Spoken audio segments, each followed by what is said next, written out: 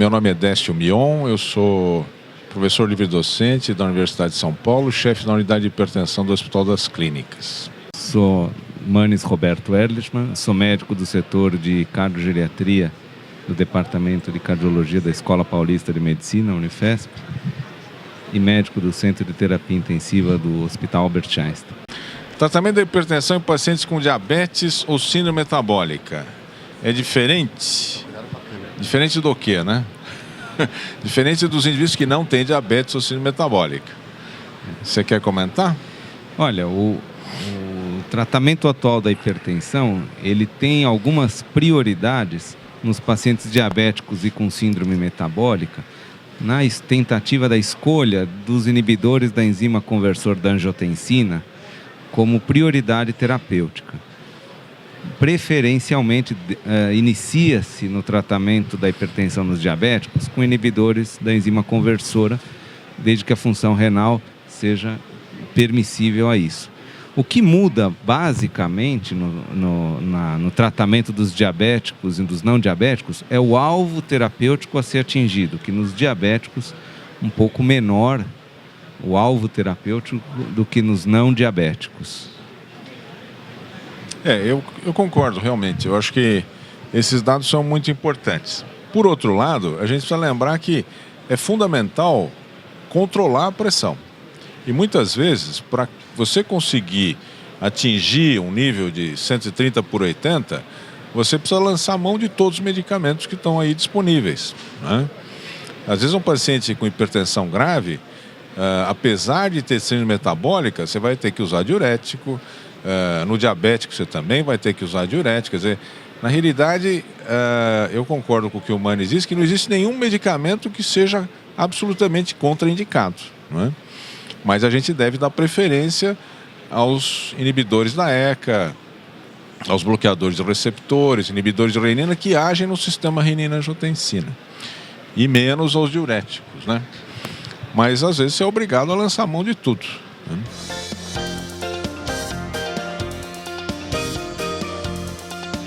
A gente precisa levar em conta os sintomas do paciente.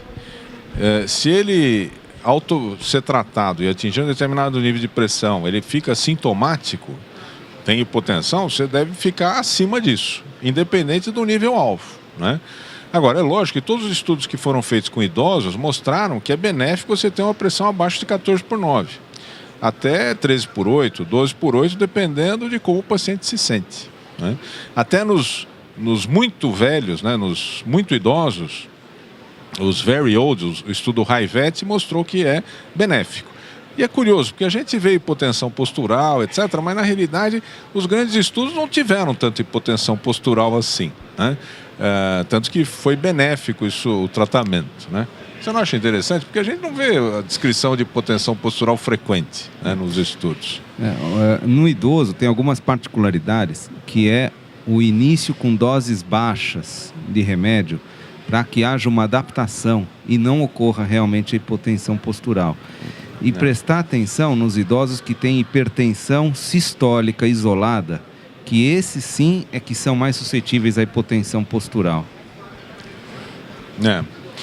Realmente isso é muito importante. Quer dizer, o tratamento precisa ser feito de modo a que a pessoa não tenha uma piora da qualidade de vida, né? E tolere o tratamento, porque senão ela não toma o remédio. Se você for ver, a maior parte dos grandes estudos, os pacientes, mesmo os idosos ou mesmo os jovens, dificilmente atingem a meta-alvo, né? Se o seu alvo é, por exemplo, 130 por 80, você vai ver, a maior parte dos pacientes não chegou a atingir 130 por 80, né? Então não é fácil você atingir os níveis que a gente recomenda, né? Isso é uma verdade, e que o que a gente tem que ter em mente é a redução de risco cardiovascular com a redução do tratamento da hipertensão. Muitas vezes a gente não consegue atingir o alvo sem efeitos colaterais adversos que vão acabar impedindo o tratamento. E teve um estudo em diabéticos especificamente, não em diabéticos idosos, mas em diabéticos, no qual o alvo terapêutico abaixo de 11/7 esteve associado a um aumento até de mortalidade cardiovascular. Não me recordo agora o nome. É o ACCORD. O ACCORD. Um braço do ACCORD foi o tratamento antihipertensivo otimizado com alvos terapêuticos abaixo de 11/7. Esse grupo teve aumento de mortalidade cardiovascular. Eu tenho a impressão que houve uma certa mudança em relação ao conceito que existia há algum tempo atrás, de quanto mais baixo, melhor, né? A gente sempre tinha esse objetivo. Se o paciente suportava, não tinha efeito colateral, não tinha hipotensão postural, etc., você poderia abaixar a pressão. Para o diabético, o ideal era 11/7, né? Que a pessoa tivesse uma pressão bem baixa. É lógico que isso protege muito o indivíduo, preserva o rim, se o indivíduo tem uma pressão bem baixa e tudo mais. Mas, de qualquer maneira, nós não temos evidências de que a pressão deve ser baixada a esses níveis. Mas a gente tem certeza que é bom abaixar abaixo de 14/9. Abaixo disso, já começou a ficar discutível, né? Quer dizer, então, nessa faixa aí de 13/8 para diabéticos e tal, já é um nível que tá bom, né? O 11/7 já não ficou, né? Já não é mais aquilo que a gente imaginava.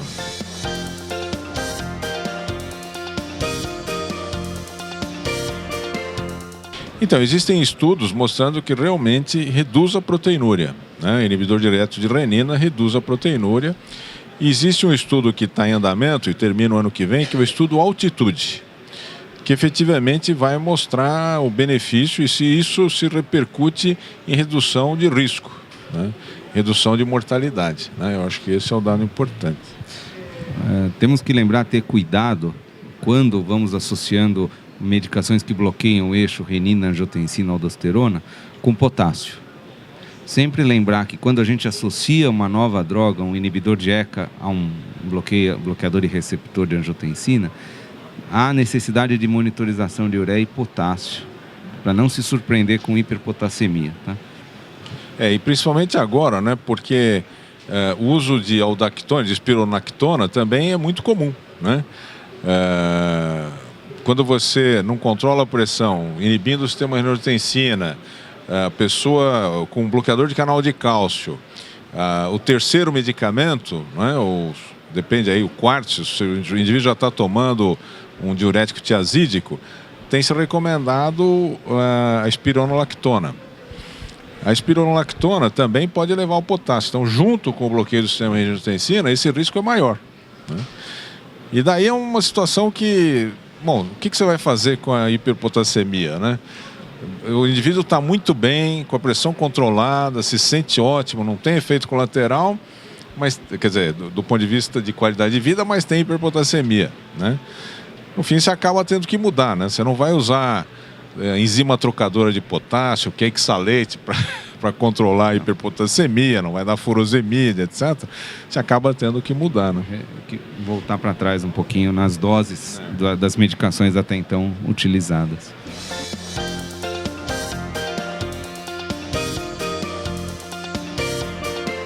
O nebivolol parece ser um beta-bloqueador que acaba tendo benefícios em relação aos outros, né? Eu acho que aquilo que se falou dos beta-bloqueadores, que efetivamente não havia sido mostrado um benefício, principalmente em idosos, isso não atinge o nebivolol, não atinge o carvedilol. Quer dizer, eu acho que a gente ainda precisa aprender um pouco mais a respeito desses beta-bloqueadores para saber qual é o efeito em desfechos, né? Eu concordo com o Dr. Décio, apenas do ponto de vista prático, ele é bem tolerado, mas tem que, assim como todos os beta-bloqueadores, acabam sendo bem tolerados pelos idosos, mas lembrando que tem que começar com dose baixa. Se a gente entra, por exemplo, com o próprio nebivolol com 5 miligramas, alguns pacientes acabam não tolerando, por efeito adverso, por queda de pressão, hipotensão, mas eles podem e devem sim ser utilizados em idosos. Temos até alguma experiência na Escola Paulista com o uso de beta-bloqueador no pós-infarto em idosos, na qual a gente fez teste ergométrico e mostrou que o beta-bloqueador não diminui tolerância ao exercício em idosos, né? Desde que iniciado com dose baixa e bem adaptados, né? Eu acho que aí, realmente, a dose baixa é o segredo, né? A gente precisa começar, principalmente no idoso, porque não tem nenhuma urgência em baixar a pressão, né? Você pode levar alguns meses, né? E realmente ele vai se adaptando, né? A árvore arterial já é mais... de ter uma responsividade menor, né? Então é mais difícil. Nós temos uma pergunta aí de beta-bloqueador, nós já podemos... que é a segunda aí, né? Praticamente já foi respondida. Se devemos evitar, né? Não devemos evitar. Usar com cautela, usar quando há indicações, mas não há uma contraindicação pelo fato do paciente ser idoso.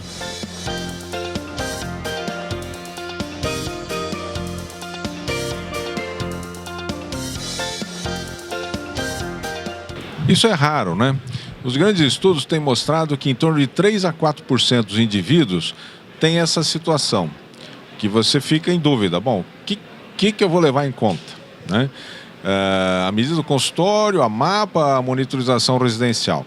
Eu acho que quando a pressão não é fácil de você interpretar, a gente tem que ir para o órgão-alvo, para saber, muito bem, a pressão está alta no consultório, está alta na mapa, mas está normal em casa. Será que ele tem lesão de órgão-alvo?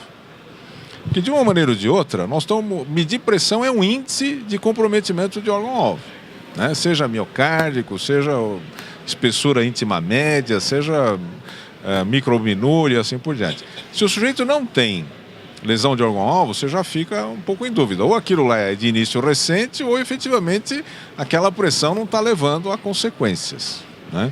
Então existe, numa porcentagem bastante pequena, essa discrepância. Eu já tive paciente que era normotenso na mapa e quando media a pressão em casa era hipertenso. Porque era uma senhora idosa e ela ficava muito ansiosa quando ela media a pressão sozinha. Diferente da maior parte das pessoas que media a pressão em casa, é o lugar onde a pessoa fica mais tranquila. Mais à vontade. Ela não tem efeito do avental branco, etc. É a pressão mais confiável que a gente tem, é uma pressão muito boa. Mas ela não, ela ficava muito estressada. Então, tudo pode acontecer, né? Então, eu acho que quando a pressão está difícil, você tem que ir para o órgão-alvo. Eu concordo com o Dr. Décio. Nós temos 10% dos pacientes com hipertensão mascarada, que é também o inverso. Exatamente. Que são os pacientes que têm hipertensão, têm lesão de órgão-alvo e a medida do consultório dá normal. E a gente fica... Aí é mais difícil ainda. E aí tem que valorizar mesmo a lesão de órgão-alvo. Tratar a hipertensão está ficando cada vez mais difícil, né? Quando eu me formei só tinha hipertenso e normotenso. Agora já tem hipertenso, normotenso, hipertenso do avental branco, hipertenso mascarado, né? Pré-hipertenso. Pré-hipertenso, olha, tá... Muito bem. Alguma... Diga. Professores, é muito comum cada vez mais mulheres jovens com hipertensão e com história familiar e usando esses mais atuais anticonceptivos, com microdoses. Podia comentar alguma coisa sobre isso? Retiro, não retiro, antes do diagnóstico definitivo? Então, realmente, apesar de serem microdoses, etc., isso está relacionado ao aparecimento de hipertensão, né? Então, é uma situação onde o melhor é você tirar, né? Nós temos feito mapa, monitoração de pressão em mulheres com anticoncepção e você efetivamente vê que pode haver aumento da pressão arterial. É muito menos comum do que antigamente, né? Mas pode acontecer. Agora, um dos aspectos interessantes é que quando você melhora a qualidade de vida com atividade física, perda de peso, etc., isso também tende a melhorar um pouco. Então precisa ver se não tem outros fatores também interferindo nisso, né? Porque, na realidade, a pessoa começa a tomar anticoncepcional, no fundo, você nunca sabe se foi um anticoncepcional ou se foi uma coincidência, se ela é hipertensa essencial e coincidiu, né, de acontecer naquele momento. Então, a rigor, você precisaria tirar para ver se a pressão normaliza ou não, né? E daí, tomar conduta, né? Acho que o incentivo à terapêutica não farmacológica nessas situações acaba sendo muito válida.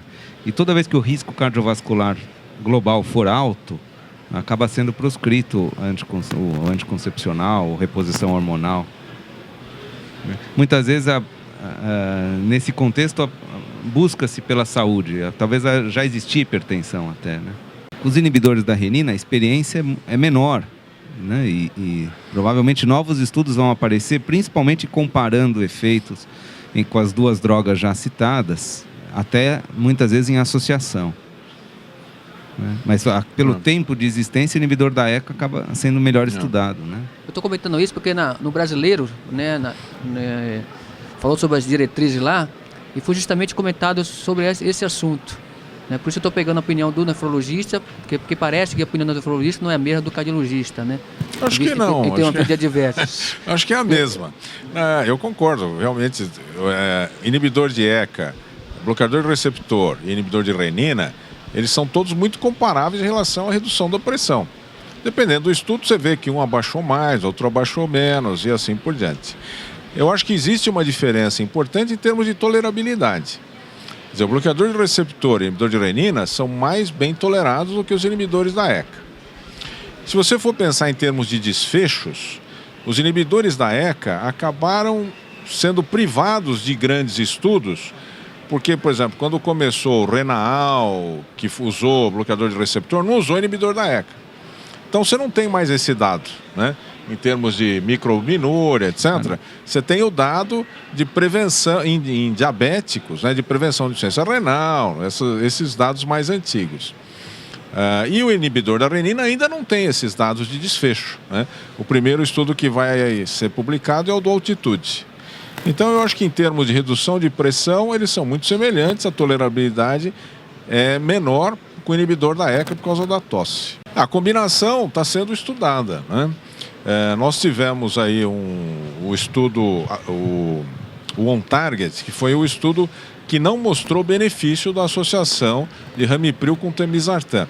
Numa população específica, de maior risco, com protocolo rígido, com uma série de limitações do estudo. Então isso ainda nós temos que estudar melhor para saber como é que isso vai acontecer.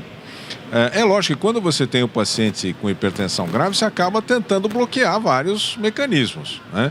Principalmente seguindo essa estratégia de vários medicamentos em dose baixa para ter menos efeito colateral.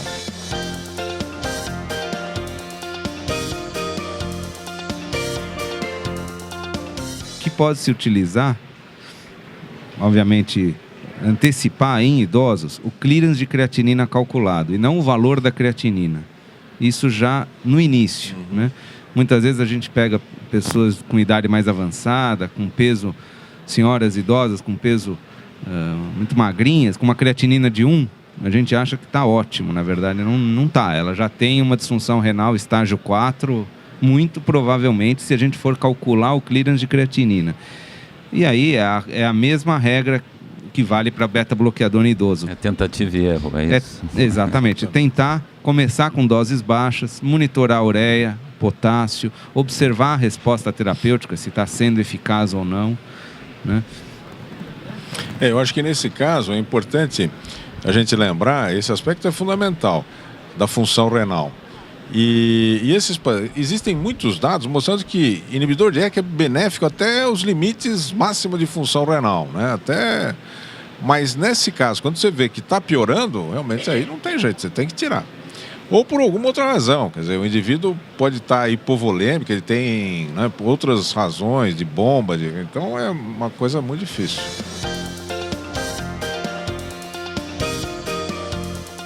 Em termos de associação, quando você associa um bloqueador de receptor a um bloqueador de canal de cálcio, existem dados mostrando que você tem menos edema.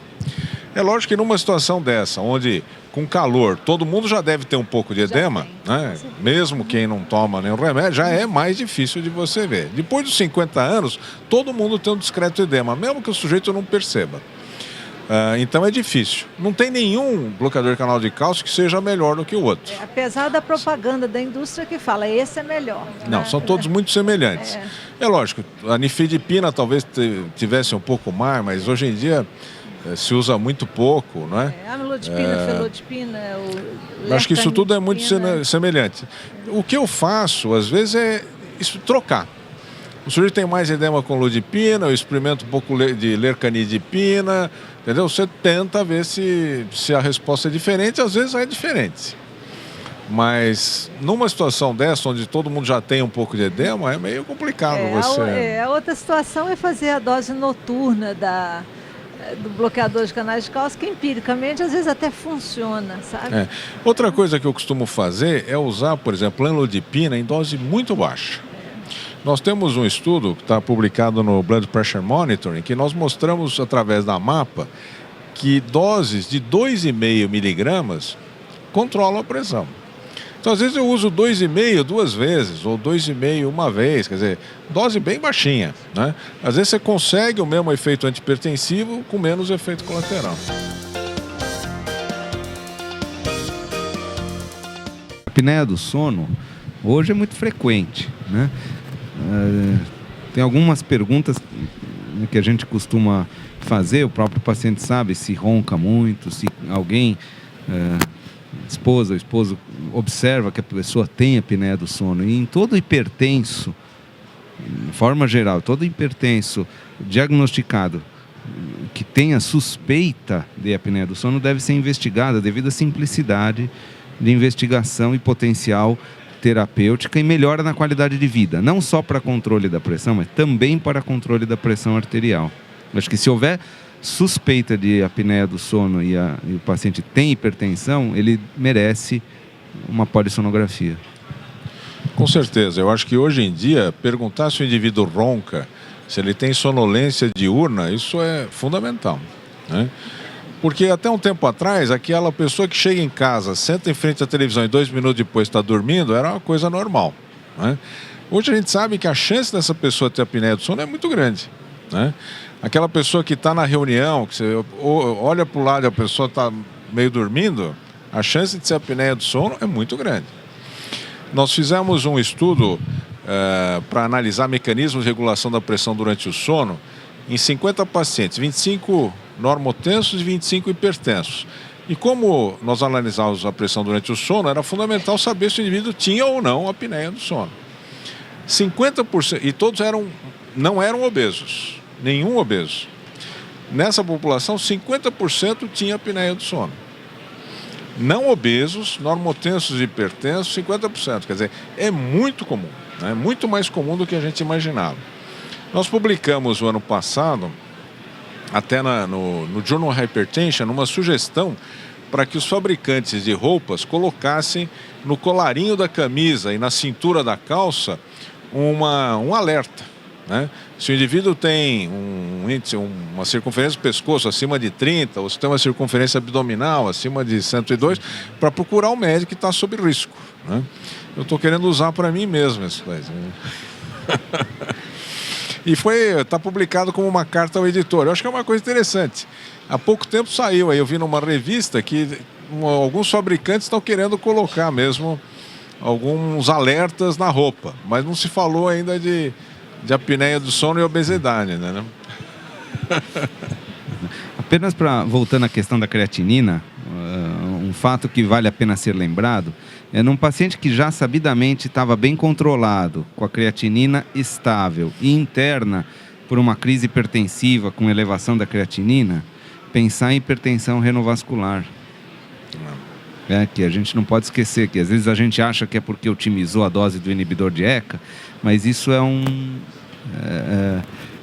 diagnóstico que tem que ser lembrado, porque hoje em dia, com os métodos existem, não só para diagnóstico como tratamento, melhora muito, não só o controle da hipertensão, como diminui muito o risco cardiovascular ser diagnosticado e tratado.